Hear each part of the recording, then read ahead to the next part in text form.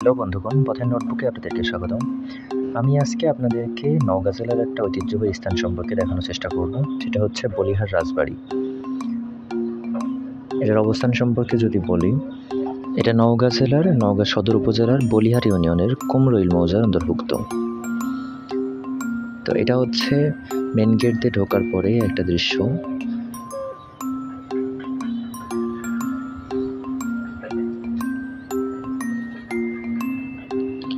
এর ইতিহাস সম্পর্কে যদি বলি, মুঘল সম্রাট অরঙ্গজেবের অধীনে এই এলাকায় এক জমিদার জায়গির লাভ করেছিলেন। এই পরিবারের প্রতিষ্ঠাতা হচ্ছেন নৃসিংহ চক্রবর্তী। 1823 সালে জমিদার রাজেন্দ্রনাথ এখানে রাজরাজেশ্বরী মন্দির নির্মাণ করেন। এটা হচ্ছে সেই মন্দিরেরই অংশটা দেখাচ্ছি। এখানে এখন নতুন করে স্থাপনাগুলো তৈরি করা হয়েছে।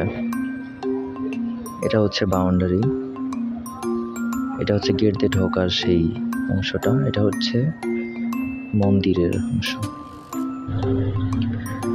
এখানে নতুন যে স্থাপনাগুলো দেখা যাচ্ছে, এইটা শিশুদেরকে পাঠদান কেন্দ্র হিসেবে ব্যবহার করা হয় এবং এখানে হরিবাসর অনুষ্ঠিত হয়। এই বিশাল মন্দিরটিতে একটি পিতলের মূর্তি ছিল। এই মূর্তিটি স্থাপন করেছিলেন রাজেন্দ্রনাথ। এই জমিদার বাড়ির কিছু উচ্চশিক্ষিত রাজা ছিলেন, তার মধ্যে কৃষ্ণেন্দ্রনাথ রায় বাহাদুর উল্লেখযোগ্য। তার বিখ্যাত কিছু গ্রন্থ ছিল, তার মধ্যে কৃষ্ণেন্দ্র গ্রন্থাবলী 1 এবং 2। দেশভাগের সময় শেষ রাজা বিমলেন্দু রায় ভারতে চলে যান। তারপর সেখানকার কর্মচারীরা এটা দেখাশোনা করেন। স্বাধীনতা যুদ্ধের সময় রাজবাড়িতে প্রচুর লুট হয়ে যায় এবং তারপরে সেই পিতলের মূর্তি সহকারে যত রকম সরঞ্জামাদি ছিল, এমনকি দরজা জানালা অবধি সেখান থেকে গায়েব হয়ে যায়। এটা মন্দিরের একটা সিঁড়ি, এখান থেকে উপরে উঠে পুরো ভিউটা সুন্দর দেখা যায়।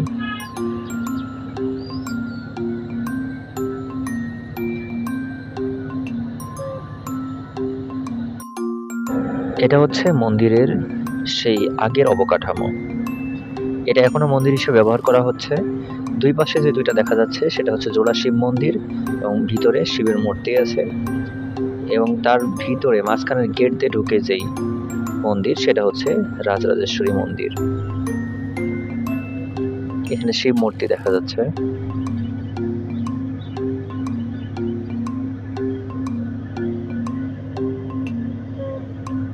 এই ভিতরের গেট দিয়ে ঢুকে এটা হচ্ছে রাজেশ্বরী দুর্গা মন্দির হিসেবে ব্যবহার করা হয় এখন। ভিতরের গেটটা বন্ধ থাকার কারণে আমি ভিতরে ঢুকতে পারি নাই। গেটের সামনে থেকেই একটা ভিউ আপনাদেরকে দেখানোর চেষ্টা করতেছি।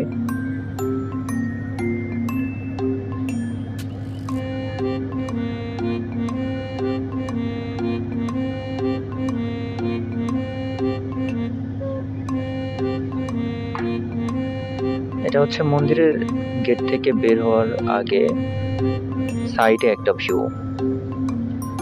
এই জায়গাগুলো ভেঙে গেছে। তো এই রাজবাড়ির কিছু অবকাঠামো সম্পর্কে যদি আমি বলি, প্রথমে এই যেই গেট দেখলাম, সেই গেটের সাথে একটা বিল্ডিং, তারপরে রাজরাজেশ্বরী মন্দির, জোড়া শিব মন্দির, নাট মন্দির এবং তাছাড়া একটা বাড়ি। বাড়িটা আপনাদেরকে একটু পরে দেখাচ্ছি।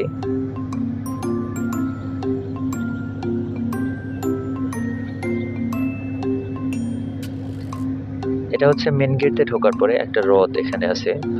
যেহেতু জায়গাটা একটু সিকিউরড, এখানে রথটা রাখা হয়েছে। এটা হচ্ছে উপরের অংশ, গেট দিয়ে ঢোকার সময় যে উপরের অংশ সেইটা। এই জায়গাগুলো এখন ভেঙে গেছে, জন্য ভালো দেখা যাচ্ছে না।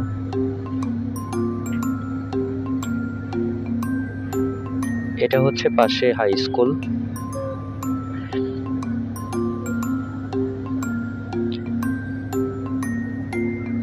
এটা হচ্ছে প্রাইমারি স্কুল।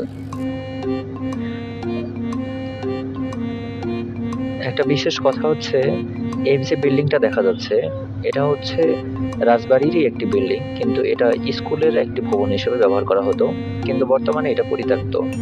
স্কুল চলার কারণে আমি ভিতরে ঢুকে আপনাদেরকে দেখাতে পারি নাই। এটা হলো সেই রাজবাড়িটা যেটা এতক্ষণ ধরে আমরা দেখানোর চেষ্টা করতেছি।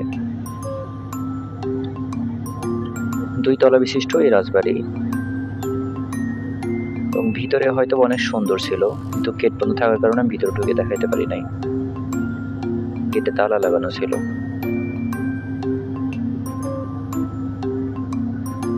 এখানে একটা বিজ্ঞপ্তি দেওয়া আছে।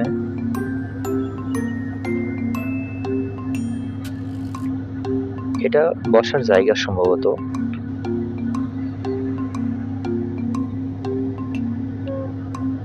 প্রথমে একটা রুম খোলা ছিল, সেই রুমটাই আপনাদেরকে দেখানোর চেষ্টা করতেছি। এই রুমেই তিনটা দরজা দিয়ে একটা রুমেই ঢোকার জন্য। আর তার পাশেই যে বাড়ির ভিতরে ঢোকার যে রাস্তা, সেই রাস্তাটা বন্ধ ছিল। সে রাস্তায় একটা তালা লাগানো ছিল, আপনারা দেখতে পাবেন। এটা হচ্ছে সেই বাড়ির ভিতরে ঢোকার রাস্তা, কিন্তু এখানে একটা তালা দেওয়া, এই জন্য আমি ঢুকতে পারি নাই। আশেপাশে লোকজন ছিল না তেমন, এই জন্য আমি কাউরে ডেকে নিয়ে এসে যে খুলে ভিতরে যাব এই কাজটা আমি করতে পারি নাই, তার জন্য আমি আন্তরিকভাবে দুঃখিত। এটা আরেকটা রুম দেখা যাচ্ছে, এবং ওপরের দৃশ্যটা একটু দেখেন। তো এই ছিল ভিডিওটা দেখার জন্য ধন্যবাদ সবাইকে।